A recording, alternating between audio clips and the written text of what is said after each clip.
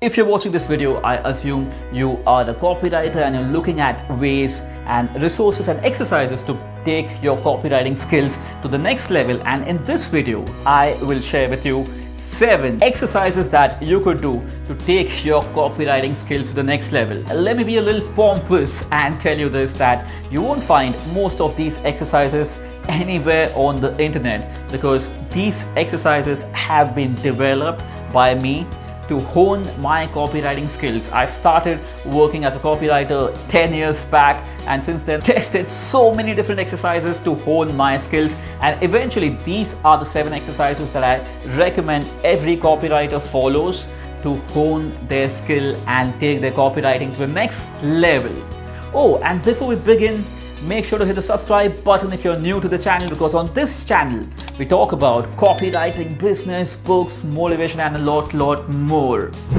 Hey, my name is Karan Dharamsi and I'm the CEO of the Marketing Nerdz. Let's dive deep into the 7 exercises. Exercise number 1. Read fiction every day for at least 30 minutes. You know, as a copywriter, we need to be good storytellers. And how do you develop your storytelling skills in the written format? It's by reading great stories, and what better than fiction, right? So if you want to develop your storytelling muscle as a copywriter, please make it a point to read fiction for at least 30 minutes a day.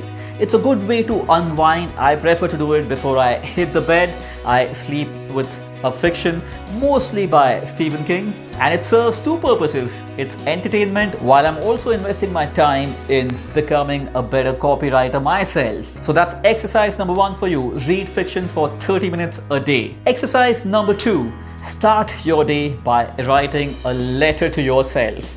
Now, you can call it a journal, but when you write this letter to yourself every morning, make it a point to write it in the 3rd person. So it's like you're addressing or writing a story about a 3rd person, but that's you.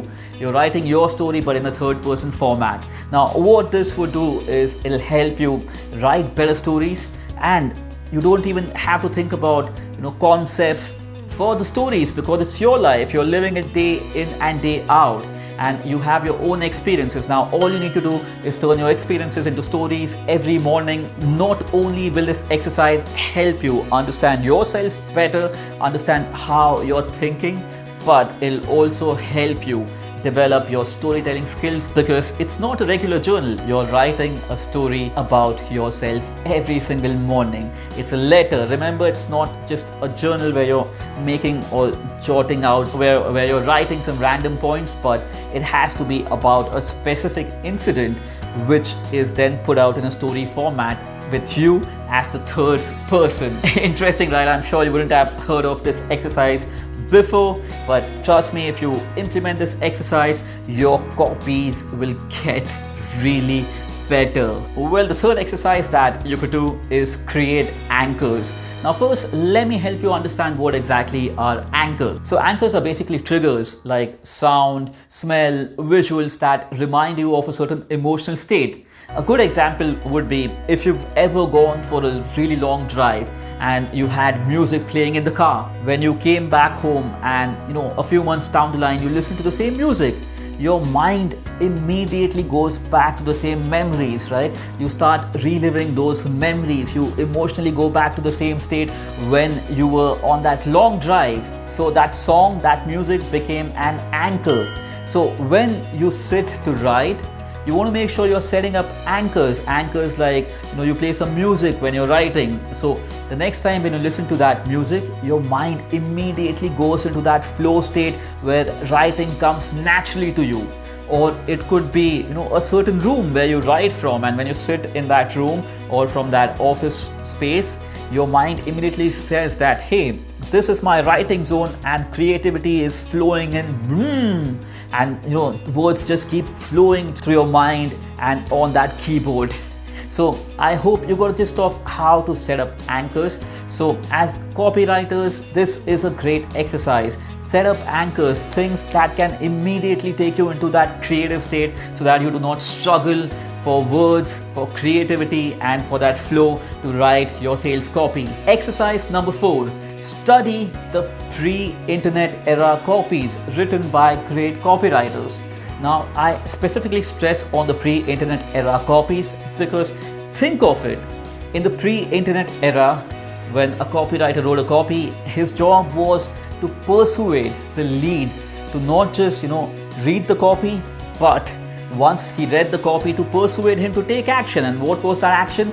To fill out that order form, to put that order form in an envelope, and then to mail that envelope and send the order form, right? So the copywriter had to persuade the reader to go through all these steps, which is freaking difficult. Now think of it, we live in the internet era, and for us as copywriters, we need to persuade the readers to click on a few buttons and boom, boom, boom, it's done. They don't need to move from this place to that place. They don't need to, put something in an envelope. They don't need to courier or mail us something, right? They just need to click on a few buttons. So it was freaking difficult for copywriters in the pre-internet era to really get people to act, to persuade them. And that's why no matter what niche you focus on, go to swipe.co. On swipe.co, you can find a lot of old copies from the pre-internet era, and then read those copies, analyze those copies, and make sure to practice and write those copies by hand. And if you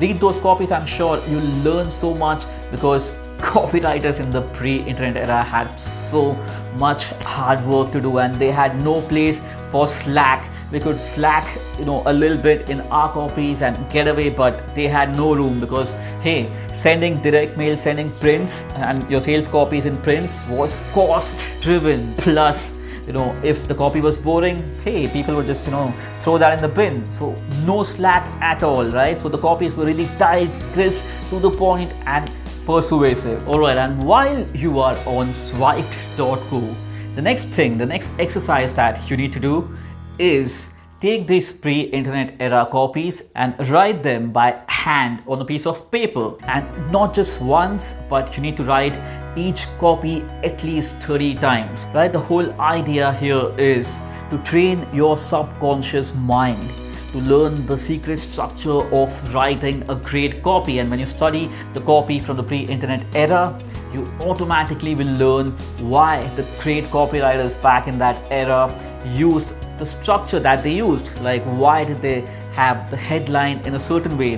What did they use in the lead, the pre-head? What story structure were they using? Were they using the AIDA formula, or were they using the PS formula, right? So you learn all of that when you write the copy by hand on a piece of paper. At number 6, I have for you the high conversion with one exercise. So in this exercise, what you need to do is pick one email or an ad copy, because think about it, every single day we are bombarded with emails. We see tons of ads on Facebook, on Instagram, on Google, on YouTube, right? We are bombarded with sales copies all around us. So pick the one that you come across and the one that gets your attention, and then all you need to do in that one copy is make one change. Yes, make one change that you think could take the conversions up, could really bump up the conversions of that campaign or copy. That's the high conversion with one exercise. It's something that I came up with, and it's tremendously helped me and a lot of my copywriting students. And because it's very challenging, because you can't change a lot, all you can change is one aspect. It could either be a headline, you could maybe change the number in the headline from 9 to 7 or 7 to 5 and test that out, or you could maybe add in social proof if you feel like it's lacking social proof, or you could play around with the headline, make it more crisper and make it more specific. You decide, right? Pick one element, study the copy, analyze the copy, think about why did the copywriter write it or present it in the way he did or she did, and then present your one change that you think when implemented would make that copy better, and most importantly will drive up the conversion. It's a really fun exercise, and most importantly, this will make you more creative, and it'll actually give you more ideas on how you can make your own copies better. And at number 7, I have for you the same time exercise. Now, more than an exercise, it's actually a ritual, which is to write every single day at the same time. Now, the reason I say this is because a lot of copywriters struggle with the blank page syndrome or the writer's block. In your copywriting career, I'm sure there may have been times when you were staring at the screen and there was no creativity flowing and you had no idea what to write. You were not getting those ideas to start typing in the words, and no matter how much you thought, but still you just couldn't, the words just wouldn't flow out. And I get it, I have been there. I have had days when writing has been difficult for me. I just don't want to do it, and the words just don't flow. समझ रहे हो? समझ रहे हो? समझ रहे हो ना? Now, take these exercises as a part of your daily self-development routine to become a great copywriter, like an athlete would train every single day. As a copywriter, you train yourself every single day by doing these exercises, right? Just think of it like going to the gym to build a muscle. The more you lift weights, the more you train against the resistance, the bigger your muscles get. Similarly, you need to add on to your copywriting muscle, and to do that, you need to do the exercises that I've laid out for you.